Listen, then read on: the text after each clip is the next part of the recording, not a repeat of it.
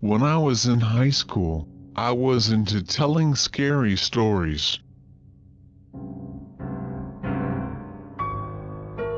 My friends and I, who were kindred spirits, sometimes wrote on a piece of paper and passed it around during class time. Hey, what scary story shall we going to talk today?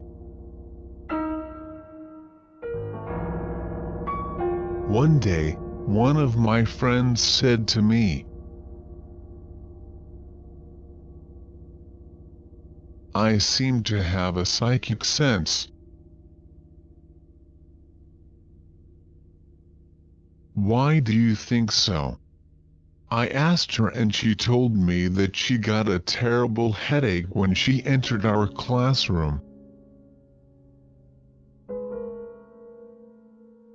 If that were all, I would think it might be a physical ailment, but she said she felt very sad and wanted to go out on the balcony. I was surprised because my friend was always energetic and cheerful, the type who worked hard in both studies and sports. And since she started saying she was psychic, her expression became dark and she seemed depressed. The opportunities for her to join in with our friends to talk about scary stories have decreased. During class, she was always in a daze looking out the window, and she looked sad as she took lunch and looked out onto the balcony. I worried about her because she was looking out the window so much, so I said to her, "Hey, look this way. Otherwise I'm going to eat your lunch." But she turned around and burst into tears.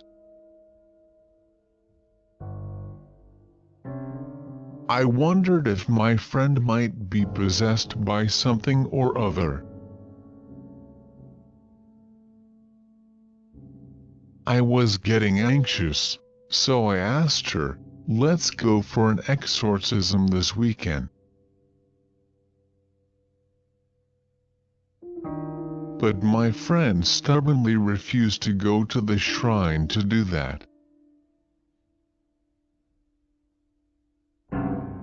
I thought it was not a good idea to forcefully ask my friend to go, so I decided to ask her again after a while. The next day, school ended in the morning, so I decided to invite my friend to go to the library in the afternoon. I thought that doing something different would put her in a fun mood. During class, I casually looked out the window with expecting if the class would end soon, and I thought I saw a shadow. What? What was that? I looked again, but there was nothing unusual, and since the classroom was on the third floor, there was no way there was anyone on the other side of the balcony. I was unintentionally horrified because of my friend's recent strange behavior, but I thought it must have been an illusion or something. After class, I called out to her and we decided to go to the library after lunch because she seemed to be feeling good that day and we were able to have a conversation. I made my friend wait for me in the classroom, which was almost empty. to use the restroom before going to the library, and when I returned to the classroom after doing my business, my friend was gone. I ran to the balcony and found my friend standing there with tears streaming down her face, staring at the ground and crying. My friend had her hands on the balcony railing and looked as if she was about to jump off.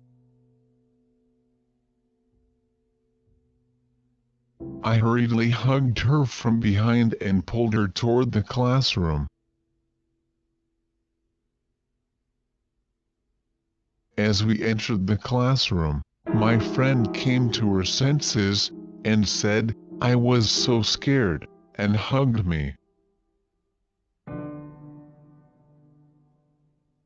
I asked her what had happened, and she said she heard a woman's voice from the balcony saying, "Let's go together."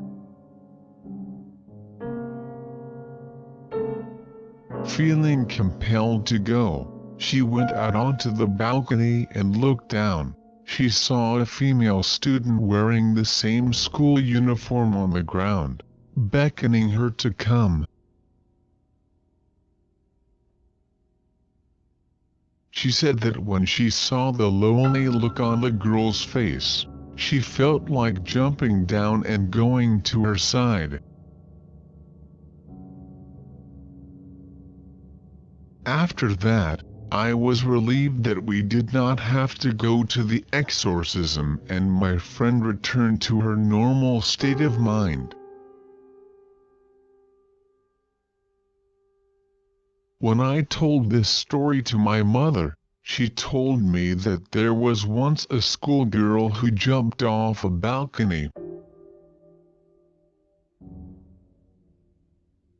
Just from the spot on the third floor where her friend almost jumped.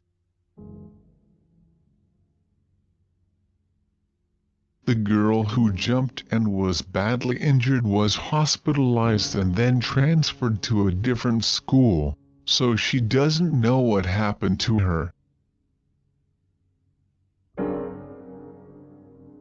Was the girl who was beckoning from the first floor a living spirit of her? Or somebody else?